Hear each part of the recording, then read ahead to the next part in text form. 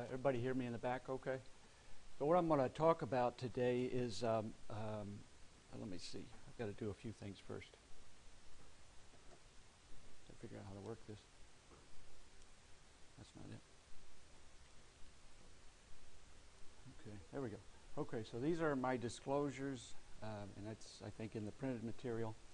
So what we'll talk about today is a review of the history of our program, and I'll try to make this interesting.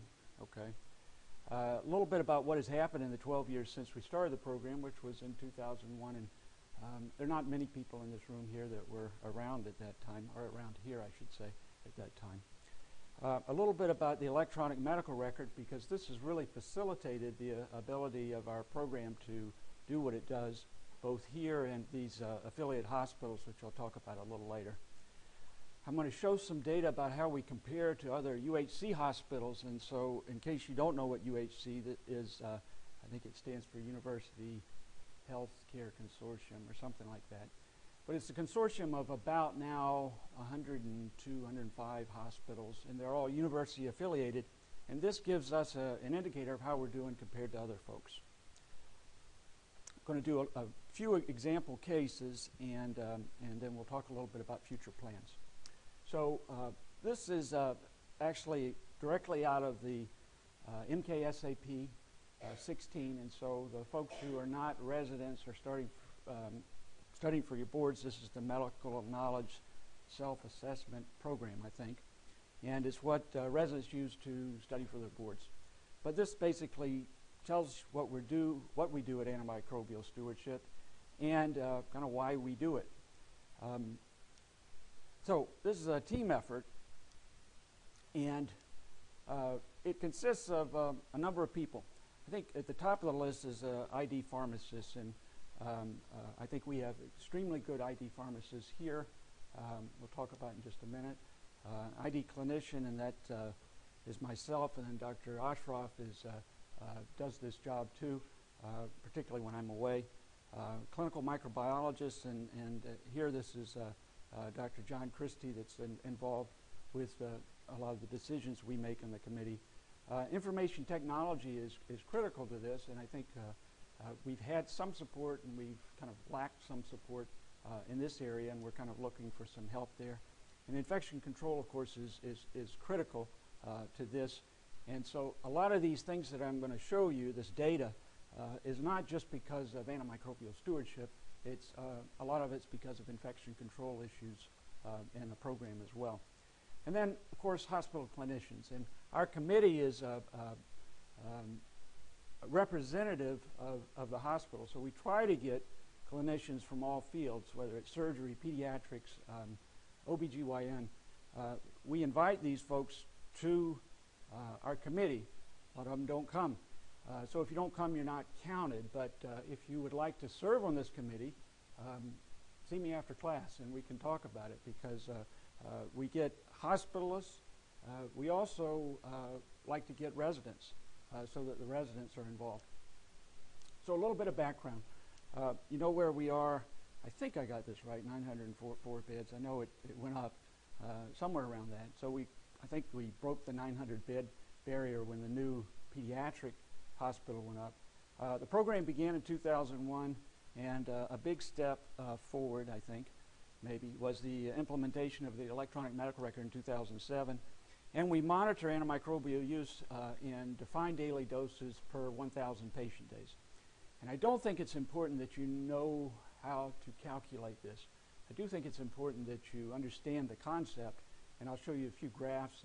And it allows us to compare drugs like ciprofloxacin, which is one of my favorite drugs, to drugs like piptazo, which is another one of my favorite drugs. Okay, so we can, you can't compare them gram per gram, because we give a lot more grams of piptazo per day than we give of cipro.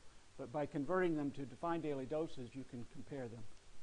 So this is kind of where we are in Vidant Medical Center, you can see. But the hospitals, we've got these other, and when I say we, I'm talking, of course, about Vidant. And there are these other hospitals that we've been involved with. And first, we started with this one in, I think, 2010, very late. And now we're doing Vidant Chowan Hospital, Outer Banks. And we're getting ready to do Vidant Beaufort and Vidant Duplin. So we'll talk a little bit more about that. Okay, let's see. I forgot how to do this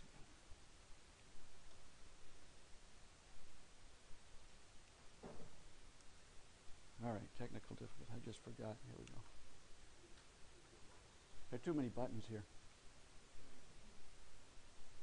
I need some help. A friend. I forgot which button was for.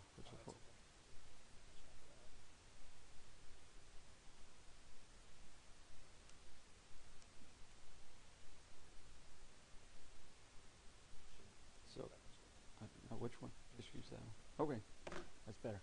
Okay, so here's our pharmacist, and I think most folks here know who they are. I see Mike right over there. Let's see, Michelle. Michelle's not. There's Michelle. Okay. And we actually have a new pharmacist who will be starting soon. Her name is Nicole, too. I forgot Nicole's last name. Okay, I won't embarrass her. But so anyway, we'll start off with a case. And so antimicrobial stewardship is about choosing the right antibiotic and the right duration and stuff like this. So I thought this was an interesting case. This is a 73-year-old woman with fatigue, fever, nausea. She's got a fever, she's tachycardic, her blood pressure's okay.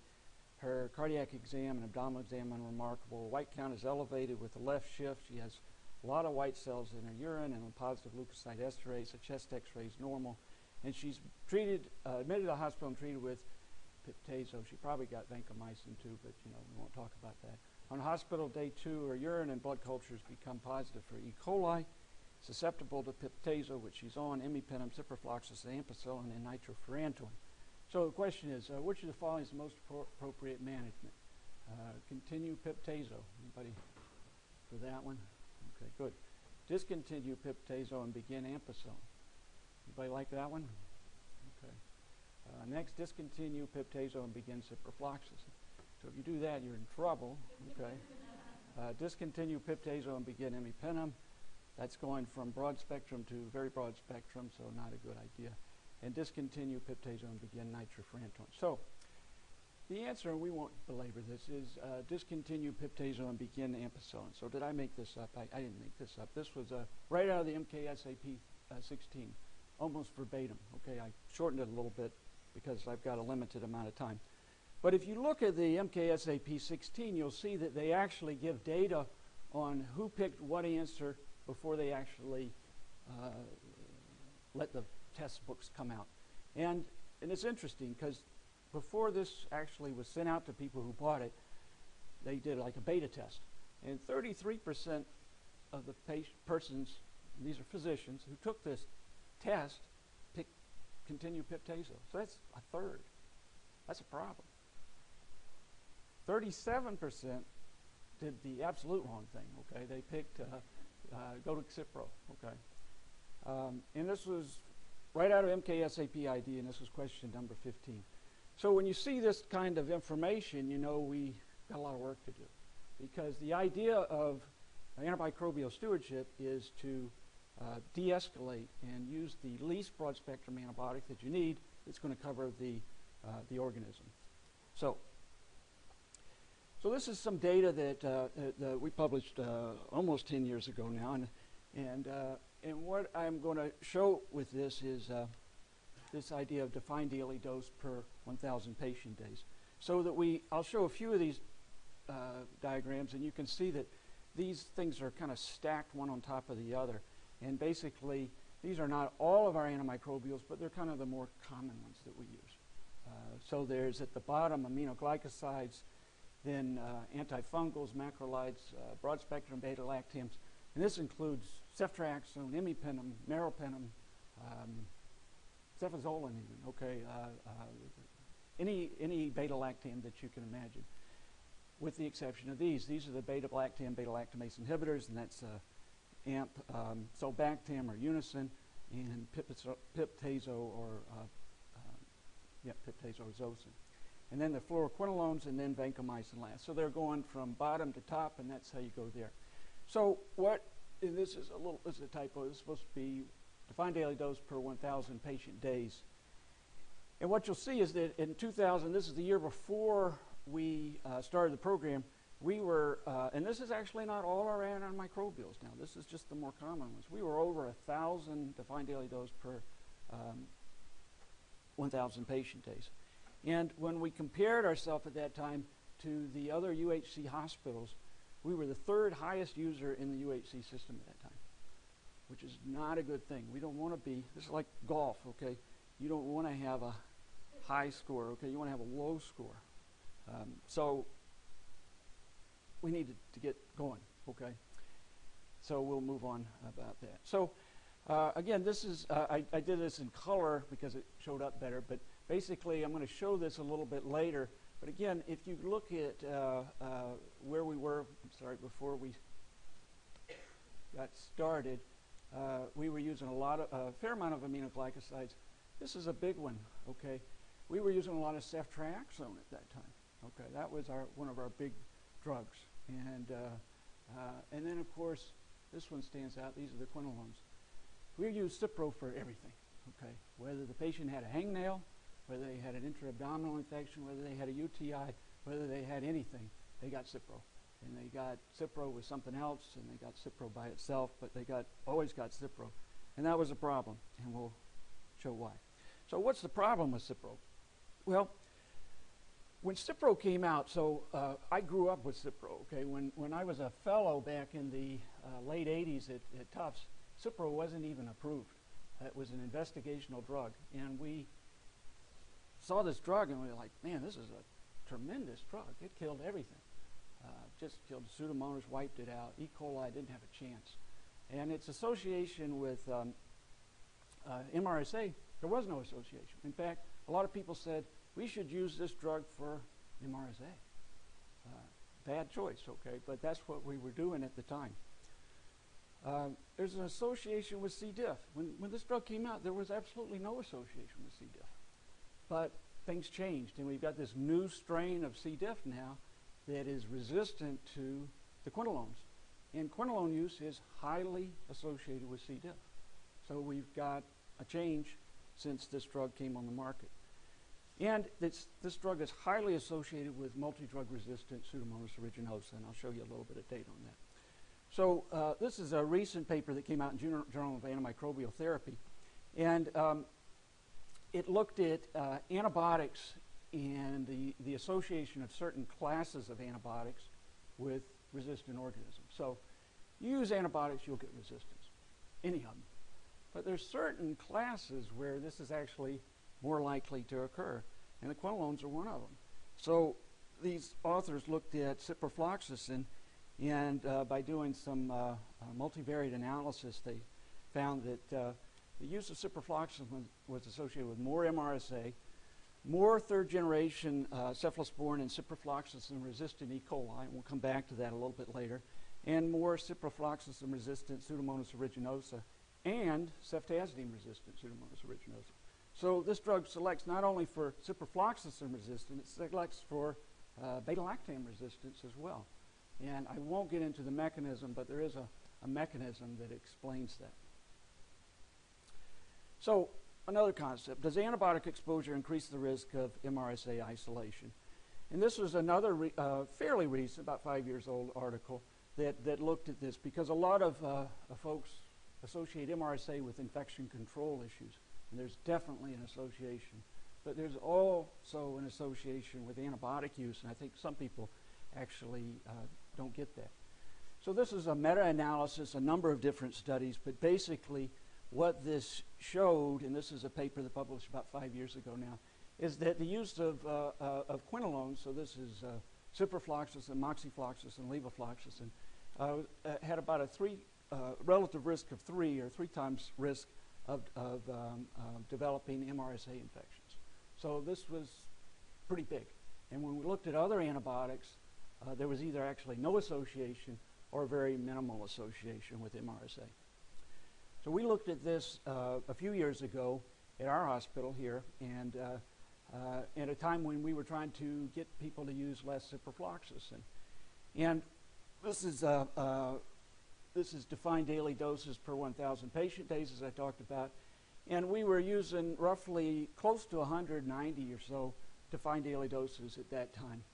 And we were trying to get people weaned off of ciprofloxacin. And so we, and when I say we, I'm talking about our pharmacists, got people to use some other stuff, and we'll show you that later. But as we got our ciprofloxacin use down, this is our MRSA rates went down with it. And there was a fairly good correlation with that. Good enough that we got the paper published anyway. So I think we've seen here, just as other people have seen, an association of ciprofloxacin with fluoroquinolones. So how do you decrease fluoroquinolones? First of all, you got to give some alternative drugs and some other options. Another way is to decrease the duration. And you've probably seen our pharmacists say, stop the antibiotics. The patient's got ventilator-associated pneumonia. They've been on 8 days of antibiotics. That's what this, the guidelines say, so stop. So that's important because things change. When I was a fellow, we treated patients with gram-negative ventilator-associated pneumonias for 3 weeks. That's what we were taught. What we know now is that we were taught wrong, and that 8 days works every bit as good as 15 days.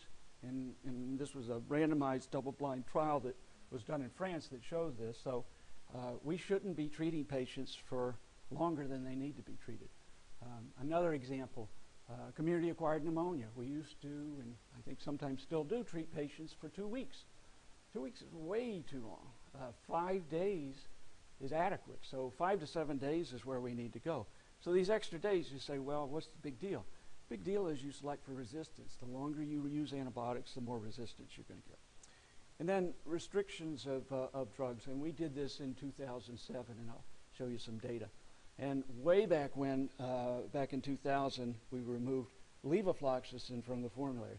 So levofloxacin actually has probably more activity against different things and more indications than Cipro. So the idea of having a drug that you could use for everything is a bad idea. Okay, so what are these alternative drugs? So this is a paper that we had about a couple of years ago. And what I've done here is I've shown our defined daily dose in 1,000 patient days, and I told you about that. And here we're around the 100 mark for Cipro, and this is before we started our program back in 2000, 2001. And then there was a decrease, and then we tried to get people to use less, and then we restricted it and it went way down. So this is a huge change. Okay, so we went from around 100 defined daily doses to about 10. So this is about a 90% reduction in ciprofloxacin use over about a 10-year period. So this didn't happen overnight. But interesting, and this is not ciprofloxacin-resistant Pseudomonas, and I'll show you that later. This is carbapenem-resistant Pseudomonas. So by decreasing the ciprofloxacin, we actually had a decrease in the carbapenem-resistant Pseudomonas, and this was statistically significant. So that we went from around 25% resistance, and this was going up before the program, and has come down since the reduction. Now our carbapenem-resistant Pseudomonas rate is somewhere around 16%. So reducing use of ciprofloxacin, yes, is associated with reduction in ciprofloxacin resistance, but it's also associated with reduction in carbapenem resistance. So we've got to give alternatives to people if they're not going to use ciprofloxacin, and this just shows, it's kind of a busy slide, but what I want to show with this is that a couple of things. Number one, if you need to use an anti-pseudomonal drug, use it. If you don't need to use an anti-pseudomonal drug, don't use it, okay? In other words, where do we see Pseudomonas? We see it in Dr. Mazur's unit in their ventilator-associated pneumonia patients. That's where we definitely need to cover for Pseudomonas. If you've got a patient coming in with a cellulitis, don't give them vancomycin, okay? We don't need to go there, okay? And that's the problem. So we've got to use other drugs, and we need to use drugs that are directed towards the most common organisms.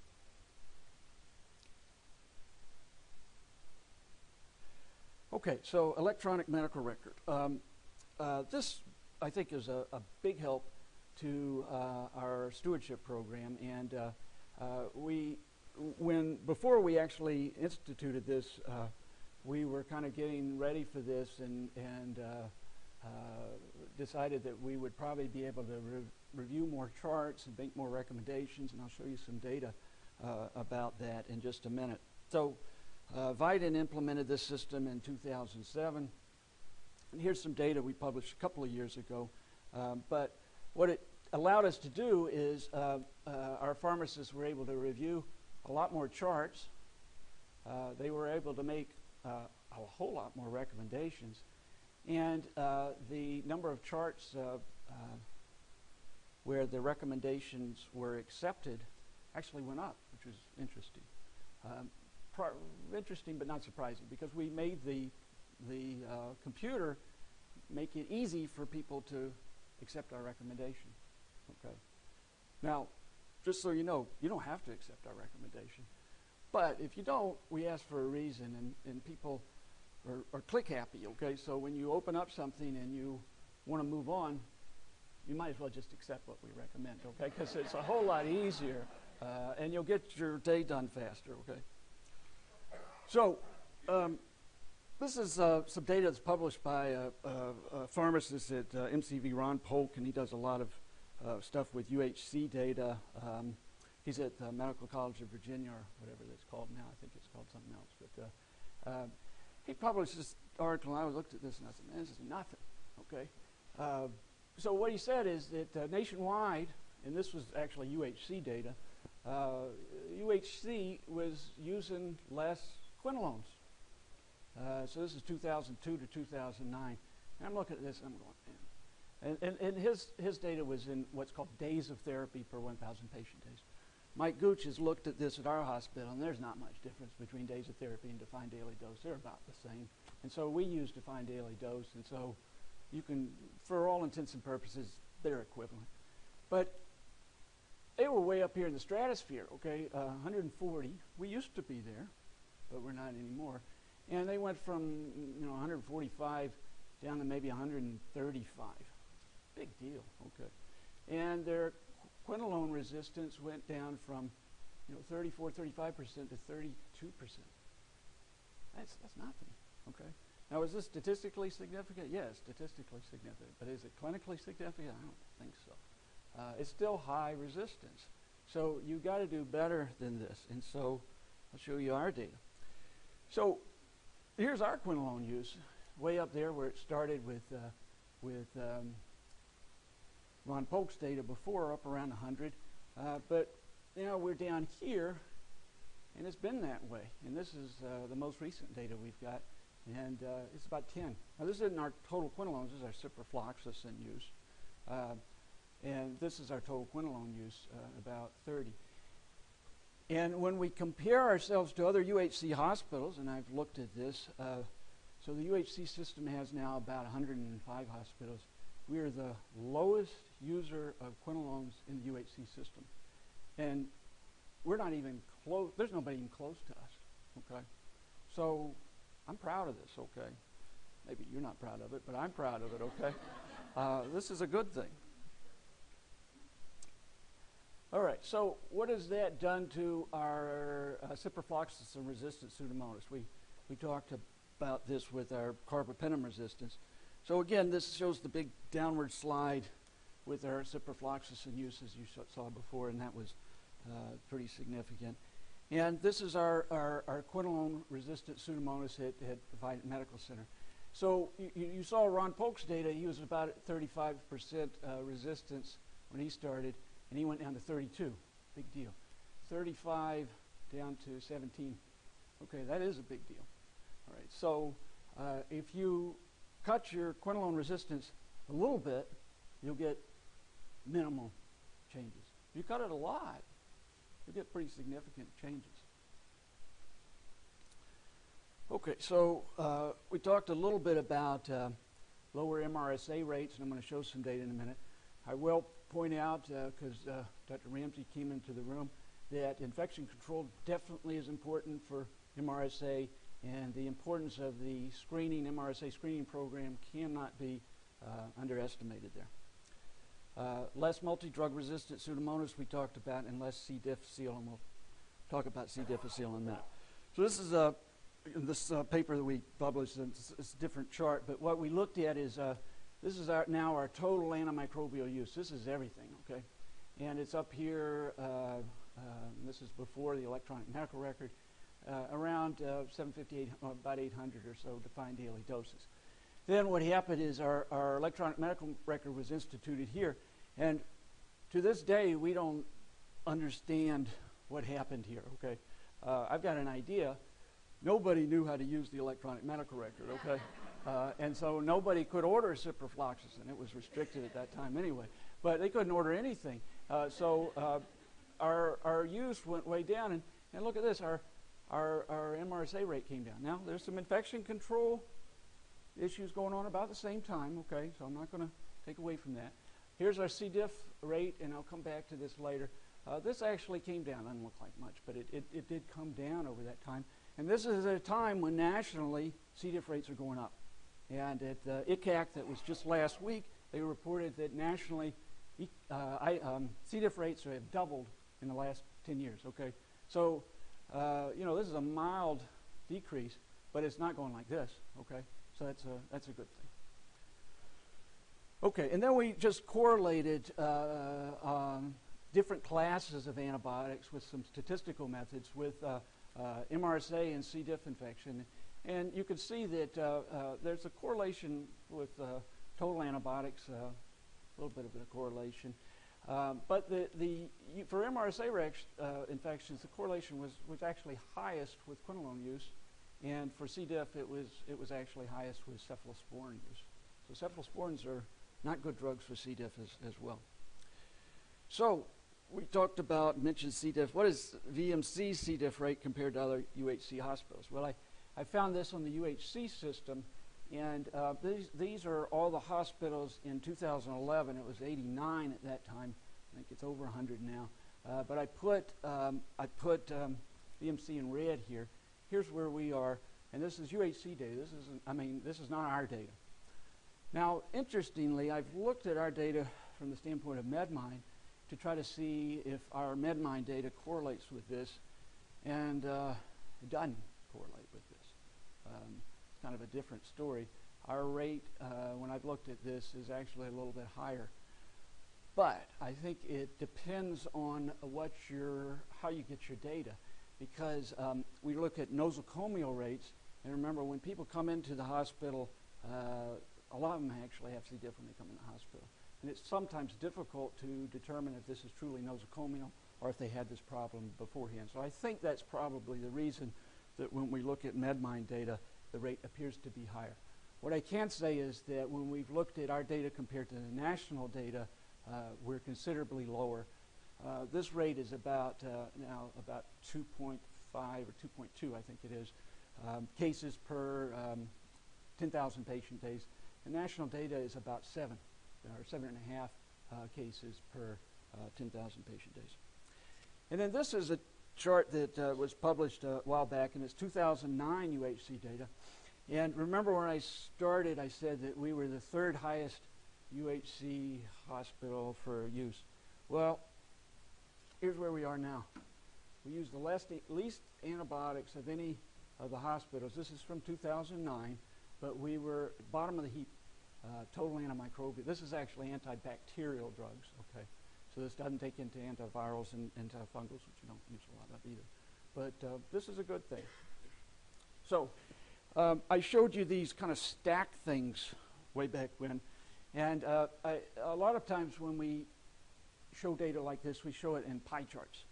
And I think I chose not to show this in a pie chart for one reason, because when you decrease something in a pie chart, something else goes up because it's a relative thing. And it looks like you're not doing anything because you still got the same pie. So these are a little bit harder to kind of sink your teeth into, but the idea is that if you look at, and this actually is not all the drugs we use, but it's a lot of the more common ones. And so here we are before, in 2000, when we were up there about 1,000 defined daily dose. And here's where we were last year. It's half, less than half, okay? So we're doing okay, I think. Okay, so, and this is some data. This is not just antibacterial, but this is antibacterial, antifungal, and antiviral. The antiviral does not include HIV drugs. It does include drugs like acyclovir, ganciclovir, and those types of things. And when we add those up, we're at just under 600 defined daily doses, where we were 1,000 way back when. So this, what are we doing now here? Okay, we've got a program in place. It's been in place for a while. Then we have these fellows that kind of run around our office and ask for things to do. So Dr. Ramawi, is Dr. Ramawi here? Okay.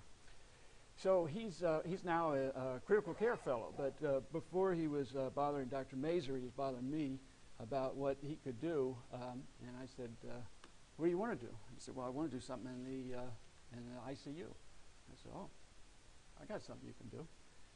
You can go in the ICU and help them out. They use a lot of antibiotics there. And so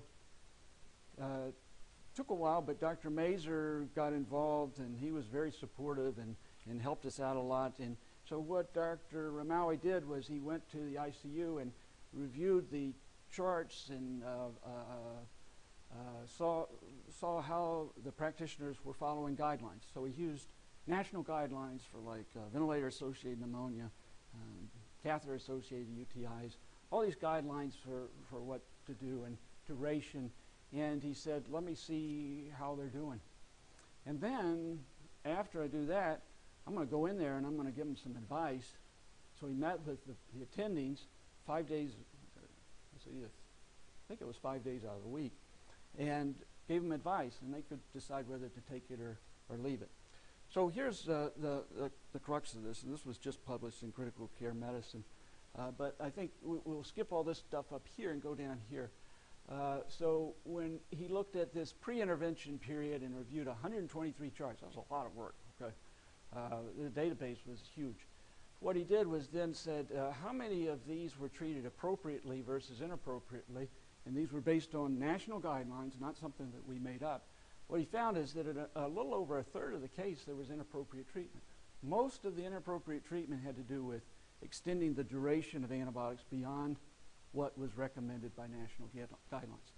Then he had this intervention period, reviewed the same number of charts, and what he found is that there was a change, big change, and it was highly statistically significant. So from a third inappropriate use of antibiotics down to about 12%, and this was a big deal. Now, one of our other fellows has done a project that we're going to be presenting at IDSA, the Infectious Disease Conference, in San Francisco next month, early next month, and he looked at the durability or sustainability of this, and what he found is 3 months after this intervention and 6 months after this intervention, these effects went away, which is not a good thing. So that there was a relapse, so to speak, and there was more inappropriate use 6 months after this intervention. Okay, so what about the Vidant affiliates? So we talked about Roanoke Chowan. This came on. Nicole Allen started reviewing charts in late 2010. Chowan, I think, in 2011. The Outer Banks in 2011. And we're supposed to be getting Vidant and Beaufort pretty soon, probably sometime this year, as well as Vidant Duplin. And so I'll just show you a little bit of data on this, and this is from Nicole Allen. What she's found there is that the acceptance rate of these recommendations is actually a little bit lower than the acceptance rate here. Our acceptance rate is about 90%. There it's about 80%. And the antibiotic use is huge. So remember, we're at about 600 defined daily doses per 1,000 patient days. You say, well, how can they use more antibiotics than us? Well, they don't, but per 1,000 patient days, they do. This is adjusted for size, and we're up here in the stratosphere here. And so we're making a little bit of progress, but we got a ways to go here with some of these affiliate hospitals.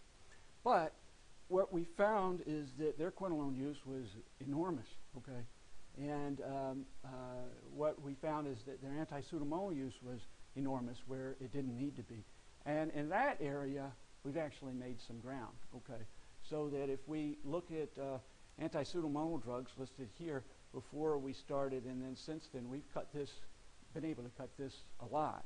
So I think we eventually will see the same effects that we've seen here with ciprofloxacin. This is just a linear graph.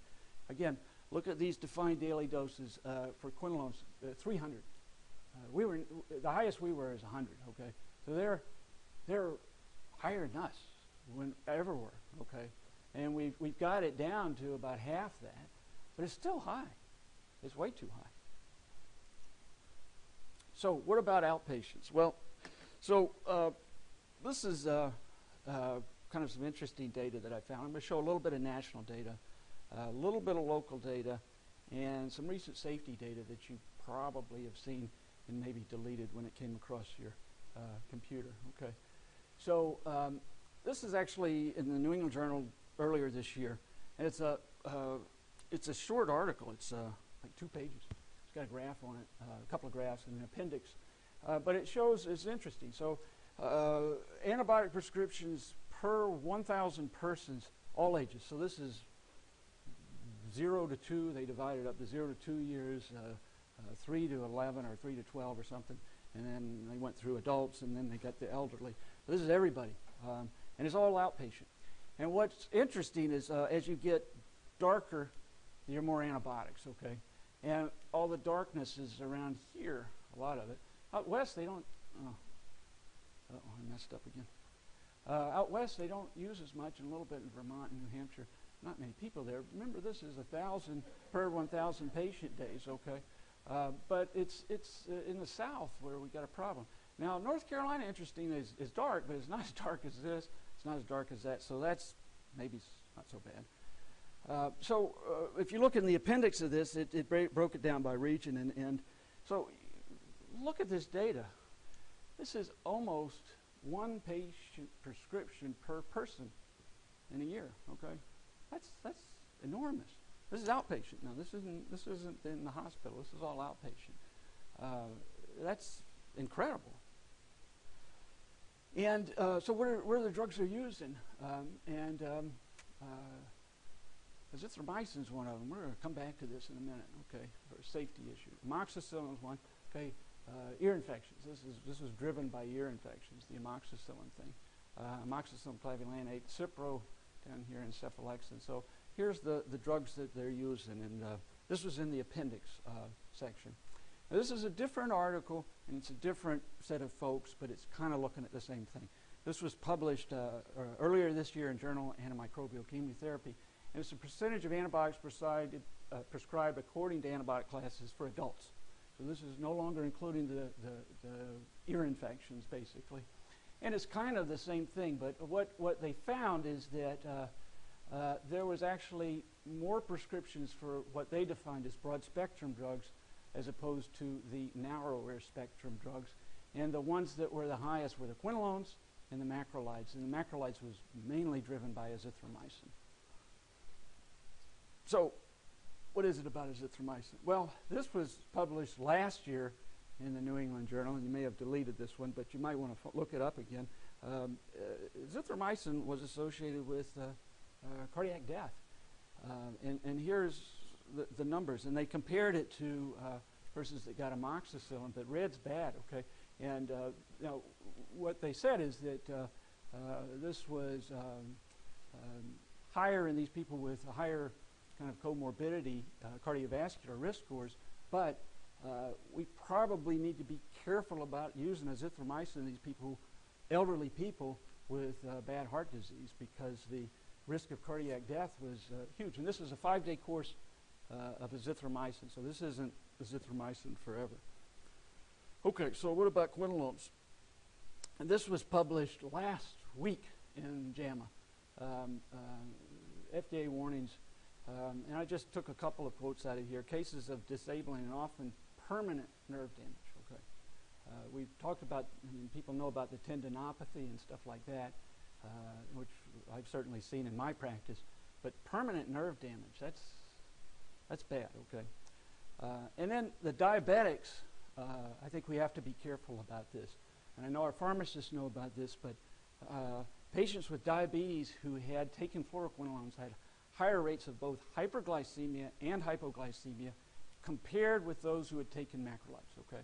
So you say, of course they have higher rates of hyperglycemia and hypoglycemia. They're diabetics. But we compared these with those taking macrolides. So there was a good control population. Okay, so we'll do a case for some local data. And don't worry, I'm going to be on time. A 22-year-old woman is evaluated for a one-day history of dysuria, urinary urgency, and frequency. She had an episode of cystitis 2 years ago. Patient has a sulfa allergy. Okay. Physical exam is benign. She's got some suprapubic tenderness, but no flank tenderness.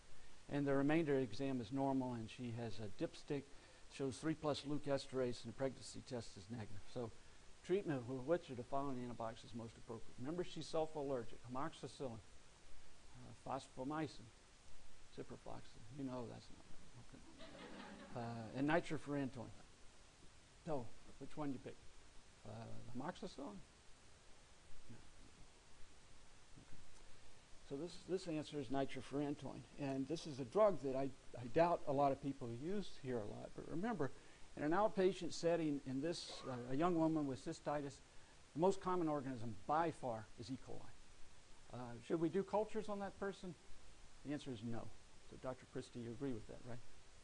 Good, okay. I was going to be in trouble if Dr. Christie didn't agree with that. But so we don't need to do cultures on these people. They're going to do fine, but you got to pick the right drug. And this is directly out of the MKSAP. So this is some local data, and it kind of supports this recommendation. These are not E. coli all isolates. These are actually urine isolates at VMC. And so if you look on your antibiograms in your little book, you'll see this broken down by total isolates and urine isolates. So if you've got somebody in your clinic, you don't want to look at your total isolates. You want to look at your urine isolates and see. And in that situation, almost 25% of our E. coli in the urine is resistant to Cipro. So why would we ever want to use that drug when a 1 out of 4 chance you're going to be wrong there? Nitrofurantoin is at 3%. Sulfa, of course, this lady is sulfa allergic, but sulfa doesn't look too good. Okay, it's a problem. If we've got to admit this patient to the hospital, so say she was febrile and has flank pain, what are you going to use? You're not going to use nitrofurantoin if you think they've got pyelonephritis. This is a cystitis drug.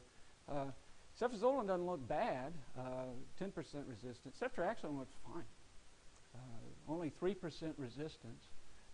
If you want to improve your odds a little better, ertapenem. But the difference between these two is, in my opinion, minuscule. So ceftriaxone should be fine empiric treatment if the patient has to come into the hospital. So what's happened to E. coli? E. coli used to have no chance against Cipro. This is back in the 90s, way over here somewhere, okay? And then since over the last 10 years, this went from a 7% resistance rate up in 2008 up to 24%, and it's flattened out here. So yeah, we've made some progress in the hospital with Cipro, but in the outpatient setting, the quinolones, and I'm not talking about just Cipro, levaquin would be used here too. This is a problem. So what next? We're looking at, and Dr. Ashraf, along with one of our fellows, Dr. Kaushal Shah, is looking at nursing home use of antibiotics, and not surprising, we're finding some issues there. And so we're kind of looking at that because definitely the resistance in the nursing home affects what we get here once these patients are here, transferred here. The Vidant affiliate hospitals I talked to you about, and then something that I think probably a lot of folks have seen used is procalcitonin, and I think I've got a slide later on that. This was an article that was published just last year in Infection Control and Hospital Epidemiology, kind of the Hospital Epidemiologist Journal. And it was a study done at the VA in Cleveland, and basically they had a system, kind of what we're looking at doing here, Dr. Shaw is doing with some of our nursing homes in the areas, is giving antibiotic advice to the nursing homes, and the conclusions, implementation of a long-term care facility ID service led to significant reductions in total antimicrobial use. And so we're hoping that we can replicate this finding. So this is the procalcitonin thing in a nutshell. And basically, procalcitonin levels go up with bacterial infections. With viral infections, they don't. And so if we've got a patient that has systemic inflammatory response syndrome, and you think that they may have the flu versus they may have something else going on, and if you get a procalcitonin level and it's elevated, you probably should treat that patient with antibiotics. If it's low, the chances that that's a bacterial infection is extremely low. So the negative predictive value is very good. So I think I am going to finish on time, and these are some acknowledgments. I'm sure I didn't acknowledge everybody here. Zhengming Feng is a statistician in the School of, or Department of Biostatistics, okay? And I think the other people, you know. So I'll be happy to answer any questions. Yes, sir.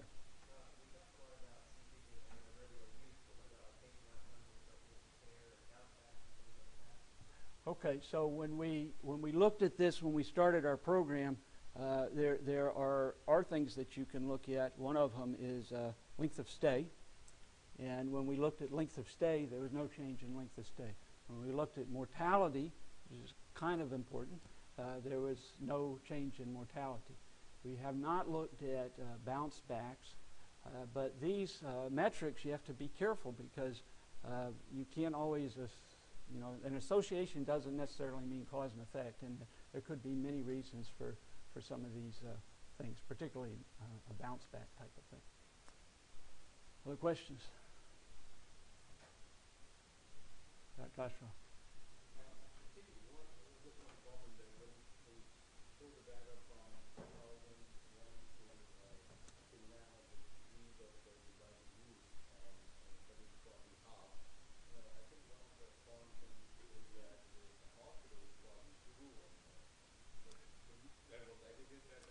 Well, there's aggregate data, but remember it's adjusted for 1,000 patient days. So if the hospital grows, we're still dividing by this 1,000 patient days, so there should be no effect. And when we do, you know, when we compare hospitals, it allows us to compare a hospital such as our size, 900, even to a hospital the size of Pungo Hospital, okay, because we adjust for bed size and patient days.